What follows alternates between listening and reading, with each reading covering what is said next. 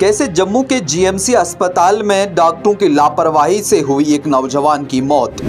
तपती गर्म धूप में अहले खाना और कई लोगों ने जीएमसी के बाहर ब्लॉक किया रोड। आपको बता दें तो कल एक शख्स की अचानक छत से गिर जाने से गहरी चोट लगती है। बाद में उसे जीएमसी अस्पताल जम्मू मुंतकिल किया जाता है, जहां अहले खाना का कहना है कि 45 मिनट तक डॉक्टरों ने उसे देखा भी नहीं, जबकि इस नौजवान की सांसें भी चल रही थी और डॉक्टरों ने इसे मुर्दा करार दिया। डॉक्टरों ने इतना भी गवारा न किया कि इस नौजवान को चेक किया जाए, बजाय चेक करने की इसकी फाइल बना डाली और अहले खाना को कहा कि इसे ले जाइए, अब ये जिंदा नहीं रहा। हैरानकुन बात यह है कि इस नौजवान की अहलिया भी इनके साथ अस्पताल में मौजूद थी, क्योंकि वो भी पेशे से एक नर्स हैं। वो इस महकमे को अच्छे से जानती हैं।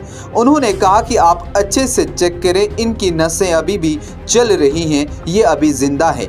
कुछ वक्त बाद इनके चीखने और चिल्लाने के बाद डॉक्टरों ने उन्हें देखा और फिर उन्होंने फाइल को बदला। बजाय पहले जो फाइल उन्होंने उन्हें डेड डिक्लेयर करके जो फाइल बनाई थी, उसके बाद उनके एडमिट करने की एक और फाइल उन्होंने बनाई। कुछ हल नहीं हुआ भैया।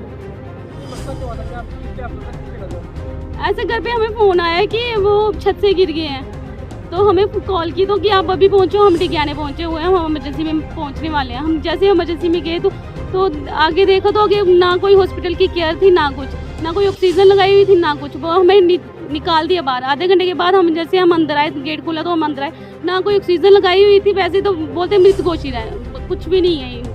तो आगे इनकी पल्स रेट चल रही थी, जैसे मैंने शॉट डाल तो ऑक्सीजन लगवाई, उसके बाद ये फिर से इनकी फाइल बनी, दूसरी फाइल बनी। और जो फैक्ट्री वाले हैं वो ऑनर आने का नाम नहीं ले रहा था। कल से हमें बोले आ रहा था कि हम अभी आ रहे हैं, इधर पहुंचे।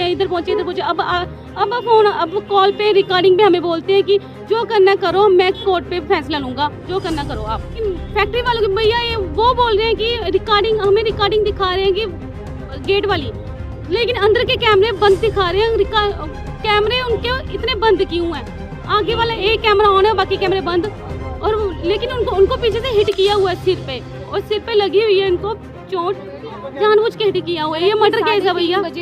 वहीं अब अहले खाना की तरफ से ये भी इल्ज़ाम लगते नजर आ रहे हैं कि जहां ये काम कर रहे थे बड़ी ब्रह्मना एक फैक्ट्री के अंदर, वो मालिक भी अभी तक इनके साथ बात नहीं कर रहे हैं। जब इन्होंने कहा कि इस तरह हमारे बच्चे की मौत हुई है, आप हमें कुछ बताएं, और उन्होंने इनकार किया। उन्होंने कहा कि अगर हम आपसे मिलेंगे तो कोर्ट में मिलेंगे। साथ ही उनके घर वालों ने ये भी कहा कि जब हम उनसे बात करते हैं तो उनसे हमें कई और धमकियां भी मिलती हैं। हमने उनसे सीसीटीवी कैमरा की फुटेज भी मांगी और उन्होंने साफ इनकार किया। उन्होंने कहा हमारी फैक्ट्री के अंदर फ़िलहाल कैमरे ख़राब हैं और ये रिकॉर्डिंग नहीं कर रहे हैं। तो अगर 3:30 बजे उनका कॉल आ रहा है, उनके छोटे ब्रदर का बर्थडे था, 4 बजे उनका कॉल आ जाता है कि उनको हॉस्पिटल ला रहे हैं। आधे घंटे में ऐसा क्या हो गया? हम जानना चाहते हैं फेयरली उनके साथ क्या हुआ है। हमें जो फैक्ट्री का मालिक है वो भी गुमराह कर रहा है। पहले कल से बोल रहा था मैं अभी आ रहा हूँ, जस्ट आ रहा हूँ, अभी तक वो पहुँचा नहीं। अभी बोलता मैं 500 करोड़ का मालिक हूँ, मैं आपके साथ कोर्ट में जाके मिलूंगा। कल से हमारे साथ पुलिस भी कोई कॉपरेट नहीं कर रही थी, बट आज जब हमने यहाँ पे मजबूरन धरना लगाया तब ये कॉपरेट कर रही है। हमारा मेन मोटिव यही है, हम ये जानना चाहते हैं हमारे बच्चे के साथ हुआ क्या था आधे घंटे के अंदर। हमें फैक्ट्री वालों पे शक है। एक्चुअली देखो, जहाँ के लिए वो बोल रहे हैं रस्ते पे चढ़ा, उसके टांगों में प्लेटें पड़ी हो, पाँव में, वो चढ़ नहीं सकता है। हाइट उसकी छोटी है, और 4 मंजिल से अगर कोई बंदा गिरता है उसको आगे पीछे चोट आती है, सिर्फ सर पे चोट आई है इसको। ऐसा कुछ भी नहीं हुआ, इससे पहले कभी ऐसा कुछ हुआ ही नहीं। वही तो हम जानना चाह रहे हैं कि हमारा बच्चा इतना होना था, उसके साथ हंसी खुशी 3:30 बजे बात हो रही है, तो 4 बजे तक उसके साथ क्या इंसिडेंट हो गया?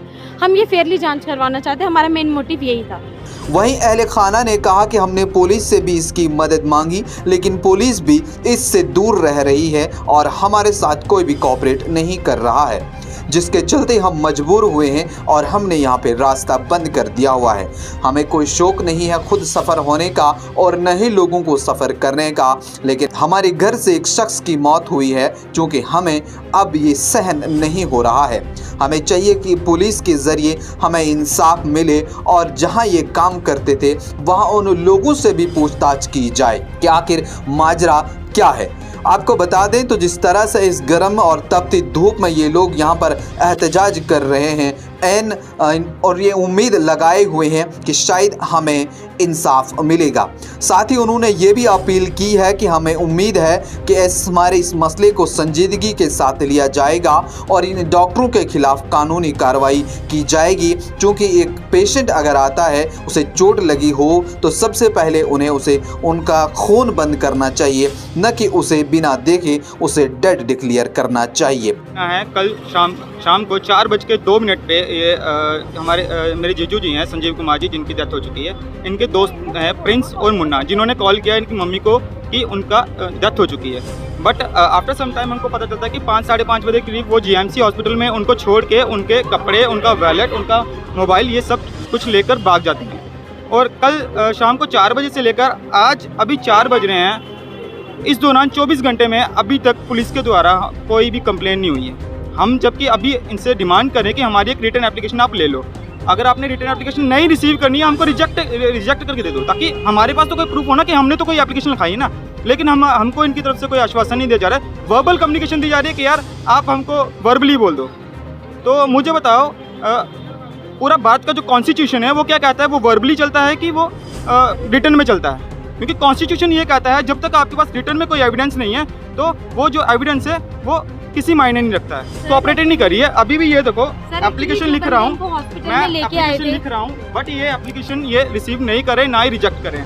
मैं इनसे यही कहता हूँ कि मुझे एप्लीकेशन रिसीविंग चाहिए या रिजेक्शन चाहिए, उसके बाद मैं आपसे कोई डिमांड नहीं करूँगा। इनको पता होगा रीज़न इनकी तरफ से प्रोवाइड नहीं हो रहा है। ये कह रहे हैं कि हम एप्लीकेशन नहीं लेंगे, और इनका कहना है कि 2 घंटे पहले इन्होंने, जो ओनर है, जो ब्रैंको इंडस्ट्रीज प्राइवेट लिमिटेड, जहाँ पर एक्यूज की डेथ हुई है, और इन्होंने खुद एक्सेप्ट किया है कि हमारे प्रेमिसेस में डेथ हुई है, उनको डेथ का कोई हमको पता नहीं। जीएमसी में तो आई थिंक उनकी नब्ज चल रही थी, वहाँ पर ये इंसिडेंट हुआ है, और वहाँ पर हमको बाहर लाते हुए का फुटेज दिख रहा है, लेकिन वो कब अंदर गए उसका फुटेज हमको नहीं बताया गया है। हमको नहीं पता ये इंसिडेंट वहाँ पर हुआ है या बाहर से लाके वहाँ लाके ये इंसिडेंट किया गया है। वो काम पुलिस का है। हमारा ये काम है कि पुलिस अपना काम करे। पुलिस अपना काम तभी करेगी जब हम रिटर्न में कंप्लेंट फाइल करेंगे। पुलिस हमारी रिटर्न में कंप्लेंट नहीं ले रही है।